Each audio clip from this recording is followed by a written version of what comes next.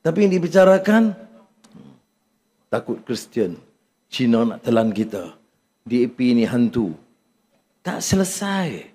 Saya tidak mengatakan kita tidak boleh bicara. Boleh. Tapi lihatlah kepada masa depan kita. Pandanglah kepentingan anak-anak kita. Apakah kita mampu kekalkan tahap ini atau kita lonjak laju?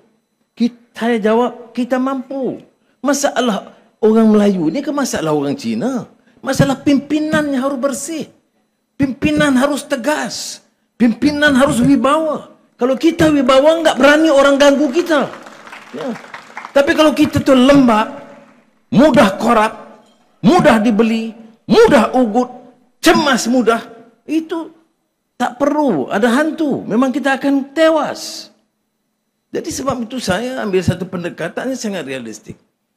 Negara ini mesti stabil. Politik mesti kukuh. Dasar dan kerangka ekonomi dan pembangunan harus jelas.